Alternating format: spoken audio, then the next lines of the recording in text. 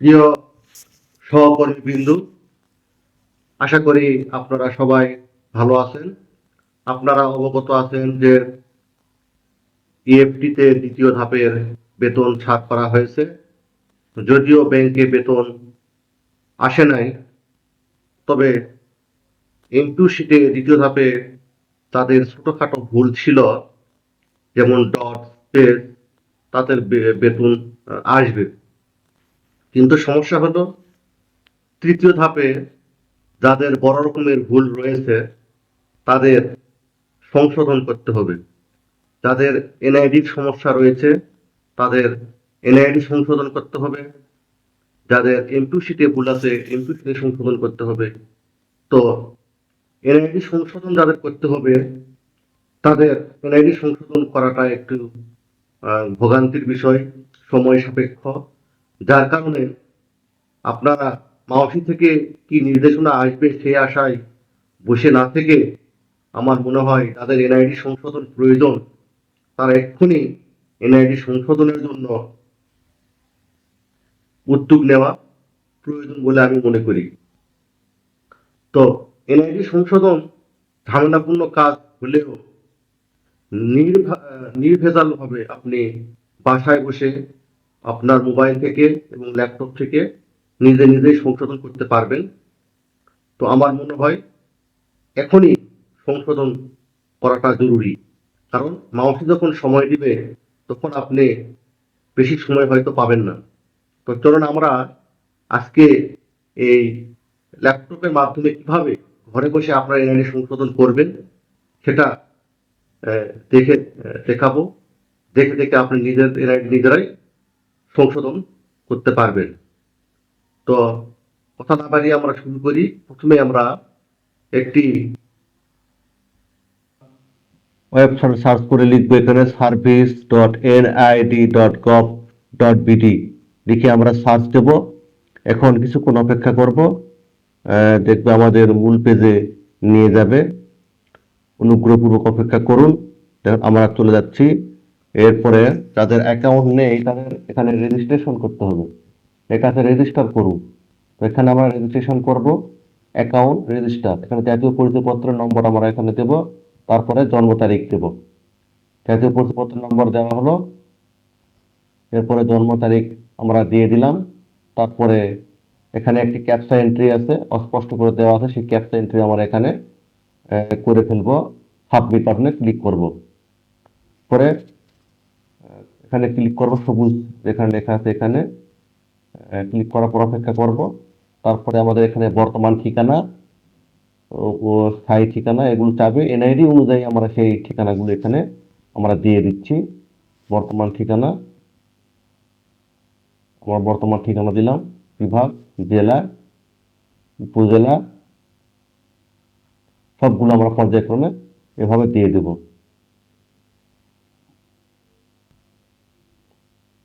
পরবর্তী বাটনে আমরা ক্লিক করে দেব।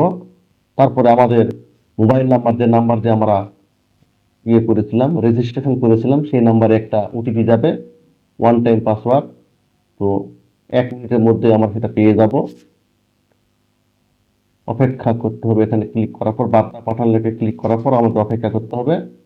যাচাইকরণ কোডটি দিন। এখানে একটি যাচাইকরণ কোড আসবে আমাদের মোবাইল নাম্বারে, সেই মোবাইল নাম্বারে আমরা যাচাইকরণ কোডটি এখানে বসে দিব। আমরা অপেক্ষা করতেছি আমাদের যাচাইকরণ কোডটির জন্য।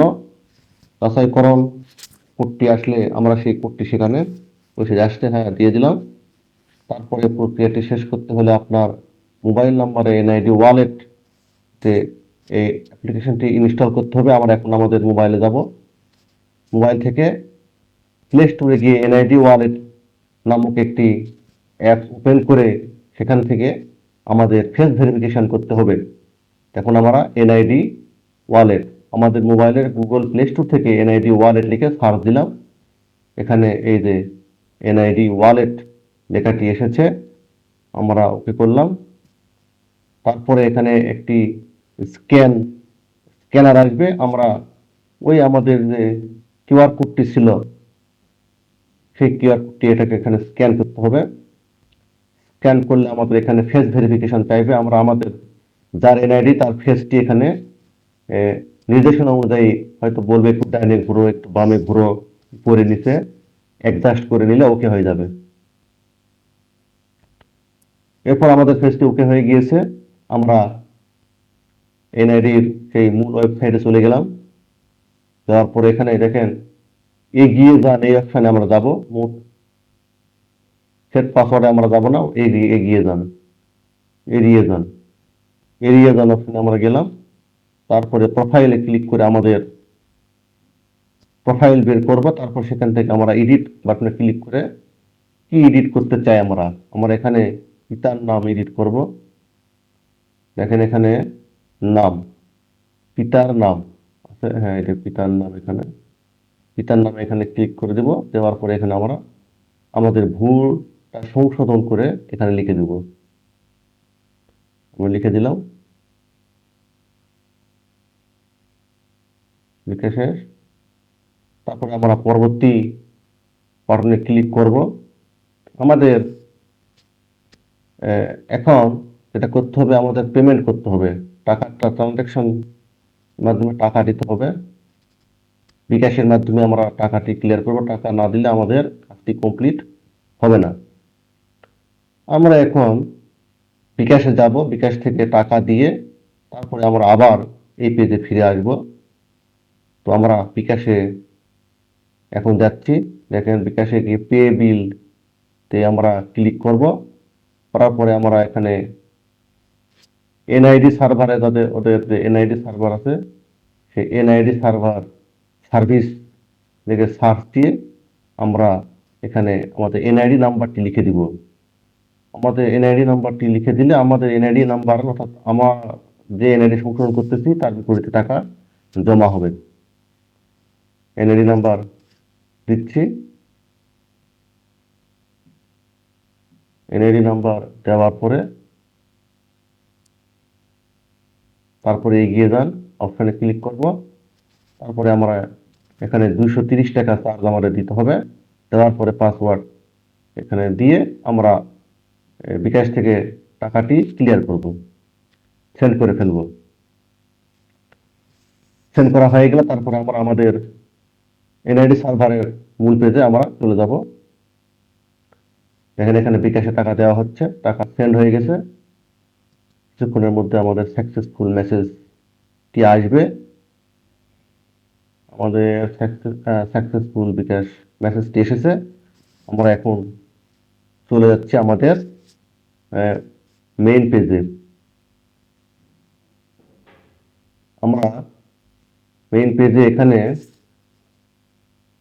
আবেদনের ধরন হচ্ছে স্মার্ট কার্ড বা রেগুলার, আপনার যেটা প্রয়োজন সেটা দিতে পারবেন। এরপর পরবর্তী ধাপে ক্লিক করব। দেখেন এখানে এখন আমরা যে নাম সংশোধন করব সেই নামের প্রেক্ষিতে, সংশোধনের প্রেক্ষিতে কিছু প্রমাণপত্র আমাদের দিতে হবে। যেমন ধরুন ড্রাইভিং লাইসেন্স থাকলে দিতে পারবেন, এসএসসি বা এসএসসির সার্টিফিকেট দিতে পারবেন, জন্ম নিবন্ধন দিতে পারবেন। সেই কাগজগুলো, অর্থাৎ আমি যে আমার নাম সংশোধন করব তার প্রমাণপত্র হিসেবে কিছু নথিপত্র আমাদের বা কাগজপত্র জমা দিতে হবে বা আপলোড করতে হবে। সেই আপলোডের কাজ এখন আমরা করতেছি। আমরা আমাদের কম্পিউটারে আগে পূর্বে থেকে সেট করে রাখা নথিপত্রগুলো আমরা একে একে আমরা আপলোড করব। আপনারা দেখতে পাচ্ছেন যে আমরা আমাদের কিছু ডকুমেন্ট আমরা এখানে আপলোড করতেছি।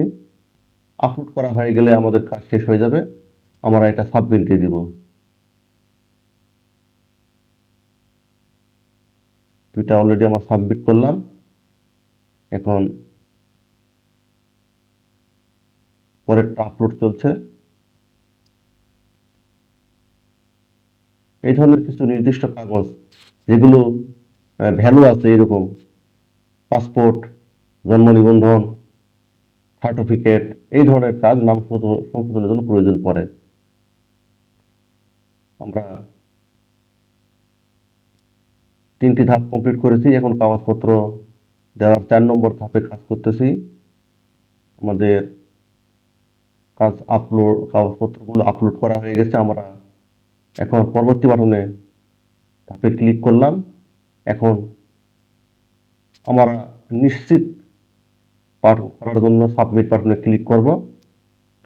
এখন আমাদের কাজটি কমপ্লিট হয়ে গেছে। এরপরে এখন আমাদের যখন সংশোধন হয়ে যাবে তখন আমরা মেসেজ পাবো। তখন আমরা আবার এই পাসওয়ার্ড আইডি দিয়ে ঢুকে এখান থেকে আমরা ডাউনলোড বাটন থেকে আমাদের এনআইডিটি ডাউনলোড